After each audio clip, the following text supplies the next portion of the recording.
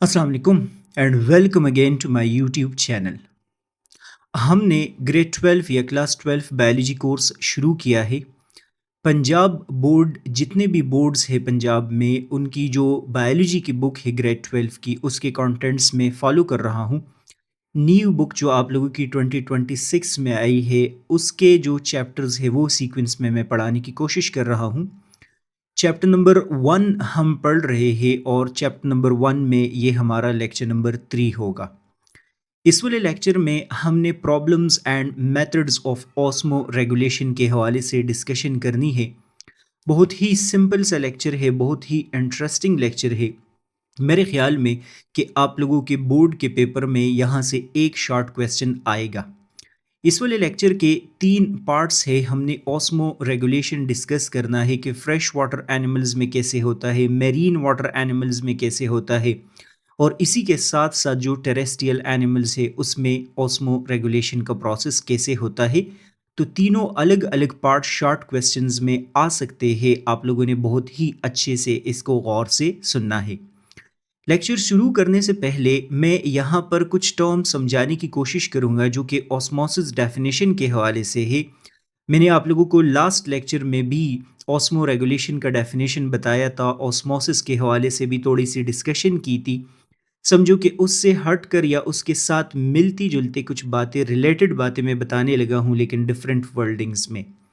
तो सबसे पहला पॉइंट आप लोगों ने ये याद रखना है कि ऑस्मो रेगुलेशन के हवाले से आपसे अगर पूछा जाता है कि ये क्या होता है तो आपने बोलना है कि ये एक ऐसा प्रोसेस है जिसमें ऑर्गेनिजम्स अपने बॉडी के अंदर सॉल्ट और वाटर के कंसंट्रेशन को रेगुलेट कर रहे होते हैं। Regulation of salt and water in body is called, you need to remember, is osmoregulation. मैंने आप लोगों को बताया था कि इस पूरे कंसेप्ट को अगर आपने समझना है तो ऑस्मोसिस का डेफिनेशन आपको याद होना चाहिए। ऑस्मोसिस के डेफिनेशन में हमने डिस्कस किया था कि हमेशा मूवमेंट सिर्फ और सिर्फ कौन से मालिक्यूल्स का हो रहा होता है, वाटर मालिक्यूल्स का हो रहा होता है। Movement of water molecules. मैंने आप लोगों को बताया था कि ये मूवमेंट हमेशा आप लोग डिस्कस करेंगे कि हाइपोटोनिक इन्वायरमेंट से या हाइपोटोनिक सोल्यूशन से कौन से सोल्यूशन की तरफ हो रहा होता है, हाइपरटोनिक सोल्यूशन की तरफ हो रहा होता है। पिछले लेक्चर में मैंने अल्फाज कुछ और यूज़ किए थे, हायर वाटर पोटेंशियल और लोअर वाटर पोटेंशियल। वो भी डेफिनेशन सही था, ये भी डेफिनेशन सही है। हाइपोटोनिक सोल्यूशन उस सोल्यूशन को बोलते हैं जिसमें सल्यूट का अमाउंट कम होता है और हाइपरटोनिक सोल्यूशन आप लोगों ने याद रखना है उस सोल्यूशन को बोलते हैं जिसमें सल्यूट का अमाउंट ज़्यादा होता है। और तीसरा पॉइंट मैं यहाँ पर इसके हवाले से नोट कर लेता हूँ, अक्रॉस सेमी परमिएबल मेम्ब्रेन। जो सल्यूट है वो कहाँ से कहाँ की तरफ जा रहे हैं, हाइपोटोनिक सोल्यूशन से हाइपरटोनिक सोल्यूशन की तरफ जा रहे हैं और क्रॉस कर रहे हैं कौन से मेम्ब्रेन को, सेमी परमिएबल मेम्ब्रेन को। ये ऑस्मोसिस का डेफिनेशन है जो कि समझाना मेरा पर्पस नहीं है, बस सिर्फ और सिर्फ आप लोगों को याद दिलाना है कि ये पूरे का पूरा टॉपिक इन तीनों हेडिंग्स के अंदर अब काफ़ी ज़्यादा यूज़ होगा।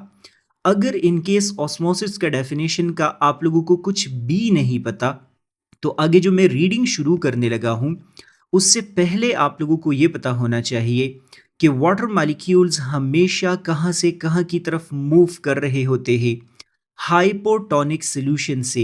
यू नीड टू रिमेंबर कि हाइपरटोनिक सोल्यूशन की तरफ सब्सटेंस वाटर जो है वो मूव कर रहे होते हैं। अगर इन केस आपसे पूछता है कि कोई हाइपोटोनिक सोल्यूशन कौन सा होता है तो आपने बोलना है कि वो सोल्यूशन जिसके अंदर सल्यूट का अमाउंट कम होता है। और हाइपरटोनिक सोल्यूशन कौन सा होता है, वो सोल्यूशन जिसके अंदर सल्यूट का अमाउंट ज़्यादा होता है उसको हम हाइपरटोनिक सोल्यूशन बोलते हैं। सिर्फ और सिर्फ ये बात अगर आप लोगों को पता चल जाए तो आगे पूरे लेक्चर को समझना, अंडरस्टैंड करना बहुत ज़्यादा आपके लिए क्या हो जाएगा, ईजी हो जाएगा। सो हम देखते हैं कि जो ऑस्मो रेगुलेशन है वो फ्रेश वाटर एनिमल्स में कैसे होता है, मेरीन वाटर एनिमल्स में कैसे होता है और जो टेरेस्ट्रियल इन्वायरमेंट के एनिमल्स है उनमें ऑस्मो रेगुलेशन का प्रोसेस कैसे अकर होता है। गौर से आप लोगों ने अपनी बुक का जो टेक्स्ट है उसको आप लोगों ने सुनना है, मैंने इसको लाइन बाय लाइन एक्सप्लेन करने की कोशिश करनी है। सबसे पहले हमने डिस्कशन करनी है osmoregulation in fresh water animals के हवाले से। बुक में लिखा है कि generally the fresh water animals are hypertonic to their external environment.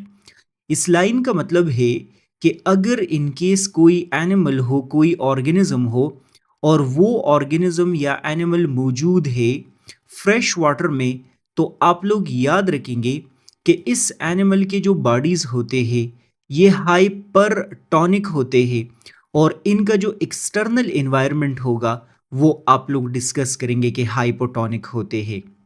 इसमें मेरे ख्याल में कि याद करने की कोई बात नहीं है, ये ऑलरेडी आप लोगों को पता है कि जब ये वाला एनिमल फ्रेश वाटर इन्वायरमेंट के अंदर पाया जाता है, सो फ्रेश वाटर हम उस वाटर को बोलते हैं जहाँ पर साल्ट या सल्यूट का कंसंट्रेशन कम होता है, उस वाटर को हम फ्रेश वाटर बोलते हैं।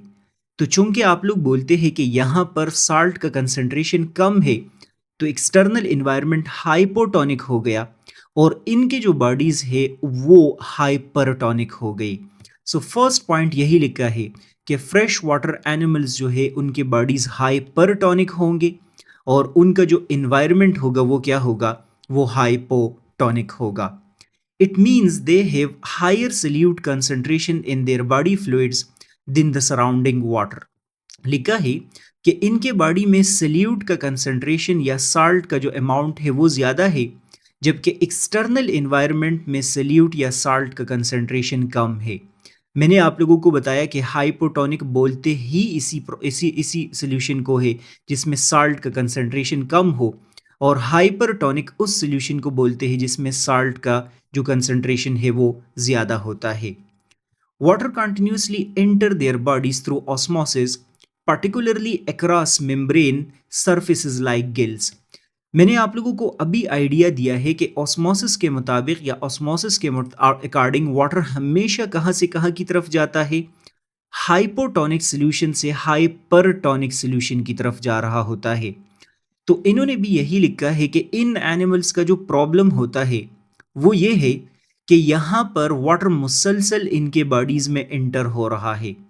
हाइपोटोनिक इन्वायरमेंट से वैसे भी हाइपरटोनिक इन्वायरमेंट में वाटर जाता है, तो इनका भी प्रॉब्लम यही है कि वाटर मुसलसल इनके बॉडी में एंटर होगा, गिल्स की मदद से भी एंटर हो सकता है। जहाँ पर भी वाटर को कोई भी परमिएबल सरफेस मिलेगा जिससे वाटर एंटर हो सकता है तो वाटर एंटर होगा, क्योंकि एक्सटर्नल इन्वायरमेंट हाइपोटोनिक है और इंटरनल इन्वायरमेंट इसका हाइपरटोनिक होता है। Essential salts like sodium and chloride diffuse out of body into the surrounding water. इनका जो दूसरा प्रॉब्लम है वो ये है कि इनके बॉडी से साल्ट लॉस हो रहा होता है। पहला प्रॉब्लम जो इनका है, इनके बॉडी में एक्स्ट्रा वाटर एंटर हो रहा होता है। दूसरा प्रॉब्लम इनका क्या है कि साल्ट इनके बॉडी से लॉस हो रहा होता है। सोडियम और क्लोराइड जो इसके लिए एसेंशियल है वो इस वजह से बाहर इन्वायरमेंट की तरफ लास्ट हो रहा है क्योंकि एक्सटर्नल इन्वायरमेंट में सल्यूट कम है और आप लोग इंटरनल इन्वायरमेंट में देख रहे हैं सल्यूट ज़्यादा है, तो वो डिफ्यूजन की मदद से आउटसाइड की तरफ लॉस होना शुरू कर देते हैं, डिफ्यूज़ आउट होना शुरू कर देते हैं। दूसरे अल्फाज में आप लोग बोलेंगे डिफ्यूजन की मदद से लॉस हो रहे होते हैं। In osmoregulation, they prevent water from entering their body and eliminate the excess water that does enter.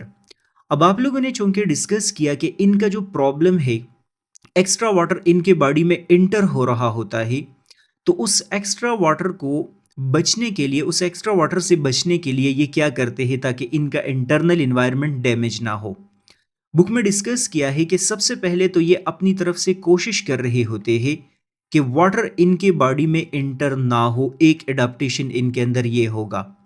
और दूसरा, जैसे ही इनके बॉडी में वाटर इंटर होता है तो ये उस वाटर को एक्सेस वाटर यूरिन के फॉर्म में एलिमिनेट करना शुरू कर देते हैं। ये कोशिश करते हैं कि जो एक्स्ट्रा वाटर इनके बॉडी में इंटर हुआ है वो यूरिन के अंदर क्या कर दे, एलिमिनेट कर दे, एक्सक्रीट कर दे। अभी भी आप लोगों को इस टॉपिक की समझ अगर इनकेस नहीं आ रही तो मैं 1 मिनट में समराइज़ कर देता हूँ, दोबारा यहाँ तक डिस्कशन देख ले, फिर मैं आगे बढ़ता हूँ, इसमें कुछ पॉइंट्स और भी है। सबसे पहले मैंने आप लोगों को ये आइडिया दिया कि ऑस्मो जो फ्रेश वाटर एनिमल्स होते हैं, उनके बॉडीज़ हमेशा हाइपरटोनिक होते हैं और उनका जो एक्सटर्नल एनवायरनमेंट है वो हाइपरटोनिक होगा। हाइपोटोनिक एनवायरनमेंट का मतलब कि यहाँ पर साल्ट का कंसंट्रेशन कम होगा, और हाइपरटोनिक एनवायरनमेंट का मतलब इनके बॉडी में साल्ट का कंसंट्रेशन ज़्यादा होगा। इनके दो मेजर प्रॉब्लम्स है, इसमें से एक मेजर प्रॉब्लम इनका ये है कि एक्स्ट्रा वाटर इनके बॉडी में एंटर होता है, क्योंकि वाटर हमेशा हाइपोटोनिक से हाइपरटोनिक एनवायरनमेंट की तरफ जाता है। दूसरा इनका जो प्रॉब्लम है वो ये है कि इनके बॉडी से साल्ट एक्स्ट्रा रिलीज हो रहा होता है, क्योंकि साल्ट बॉडी में ज़्यादा है तो वो एक्सक्रीट होने की कोशिश कर रहा होता है। मैंने आप लोगों को बताया कि एक एडाप्टेशन इसमें ये होता है कि एक्स्ट्रा वाटर से अगर इनकेस बचना है तो वाटर इनके बॉडी में किसी तरीके से एंटर ना हो, ये उसको प्रिवेंट करने की कोशिश कर रहा होता है। और जब इनके बॉडी में वाटर इंटर हो जाता है तो उसको यूरिन के फॉर्म में एक्सक्रीट किया जाता है, एलिमिनेट किया जाता है। तो अगर इनकेस एग्जामिनर आपसे पूछता है कि आप फ्रेश वाटर एनिमल्स में एडाप्टेशन डिस्कस कर ले, तो एक एडाप्टेशन आपने ये डिस्कस करना है कि इनका जो मसला है वो वाटर का इंटर होना है, तो उससे बचने के लिए ये वाटर को रोकते हैं, और अगर इनकेस वाटर इंटर होता है तो उसको एक्सक्रीट करने की कोशिश करते हैं यूरिन के फॉर्म में। For this purpose, they produce large volume of dilute urine. Dilute urine का मतलब होता है ऐसा यूरिन जिसके अंदर वाटर का अमाउंट बहुत ज़्यादा है, लेकिन साल्ट का जो अमाउंट है वो बहुत ज़्यादा कम है। मैंने यहाँ पर आप लोगों को बताया कि एलिमिनेशन ऑफ एक्सेस वाटर का मतलब है बहुत ज़्यादा यूरिन बनाना होगा। बहुत ज़्यादा यूरिन इस वजह से बनाया जाता है, आप लोग डिस्कस करेंगे कि जो एक्स्ट्रा वाटर इनके बॉडी में एंटर हो रहा है उसको एलिमिनेट किया जाए। To compensate the loss of salt, they actively transport salt back to their bodies. चूंकि दूसरा प्रॉब्लम इनका ये था कि इनके बॉडी से सॉल्ट एक्सक्रीट हो रहा है, रिलीज हो रहा है, तो उस सॉल्ट को रिकवर करने के लिए ये कोशिश करते हैं कि एक्सटर्नल इन्वायरमेंट से सॉल्ट एब्जॉर्ब कर दे। अब एक्सटर्नल इन्वायरमेंट से साल्ट कैसे एब्जॉर्ब होगा? एक्सटर्नल इन्वायरमेंट में तो साल्ट ऑलरेडी स्मॉल अमाउंट में मौजूद है। तो बुक में डिस्कस किया है कि एक्टिव ट्रांसपोर्ट की मदद से साल्ट को एब्जॉर्ब किया जाता है। जब भी साल्ट लोअर कंसंट्रेशन से हायर कंसंट्रेशन की तरफ जा रहा है तो जाहिर सी बात है इनको एनर्जी लगानी पड़ेगी। एनर्जी यूज करने की वजह से ये साल्ट को आउटसाइड से इनसाइड पुश कर रहे होते हैं, और आप लोग बोलेंगे इस प्रोसेस को हम क्या नाम देते हैं? एक्टिव ट्रांसपोर्ट हम नाम देते हैं। Unlike their marine water animals, fresh water animals rarely drink water. चूंकि इनके बॉडी में ऑलरेडी वाटर इंटर हो रहा है और वो प्रॉब्लम काज कर रहा होता है, उस प्रॉब्लम से बचने के लिए ये उसको यूरिन के फॉर्म में एक्सक्रीट करते हैं। सो आप लोगों की बुक में डिस्कस किया है कि इन एनिमल्स को वाटर ड्रिंक करने की ज़रूरत नहीं होती। सो अगर इनकेस एग्जामिनर आपसे पूछता है कि फ्रेश वाटर एनिमल्स क्यों कम पानी पीते हैं, आप लोग डिस्कस करेंगे इस वजह से क्योंकि उनके बॉडी में ऑलरेडी वाटर इंटर हो रहा होता है। ये आप लोगों की बुक के अंदर कुछ पॉइंट्स डिस्कस किए हैं, इसमें कोई भी प्रॉब्लम नहीं होना चाहिए। अगर आप लोग बुक में चीज़ें हाईलाइट कर रहे हैं तो जो फर्स्ट पॉइंट है ये इसके इंट्रोडक्शन आप लोग कंसिडर कर ले। ये दोनों इंट्रोडक्शन के पॉइंट्स है कि ये फ्रेश वाटर एनिमल्स कहाँ होते हैं और कैसे होते हैं। ये जो दो पॉइंट्स है आप लोग इनके प्रॉब्लम्स डिस्कस कर लिए। ये दो इनके प्रॉब्लम्स है कि एक्स्ट्रा वाटर एंटर हो रहा होता है और जो साल्ट है वो इनके बॉडी से लॉस हो रहा होता है। और ये जो 4 पॉइंट्स है ये आप लोग इनके एडाप्टेशंस डिस्कस कर ले कि ये एनिमल्स इस इन्वायरमेंट में रहते हैं, इनके ये प्रॉब्लम्स है, और उन प्रॉब्लम से बचने के लिए आप लोग डिस्कस करेंगे कि उनके अंदर ये एडाप्टेशंस होते हैं। मेरे ख्याल में कि इसमें प्रॉब्लम नहीं होगा। जो मैरीन वाटर एनिमल्स है और जो टेरेस्ट्रियल एनिमल्स है वो अलग अलग लेक्चर के अंदर मैं डिटेल से समझाने की कोशिश कर लेता हूँ। बाकी आप लोग लाइक, सब्सक्राइब, शेयर करेंगे अपने फ्रेंड्स के साथ, क्लास के साथ, अपने फैमिली मेम्बर्स के साथ। नेक्स्ट वीडियो लेक्चर आप लोग देख ले। गुड बाय, अल्लाह हाफिज़।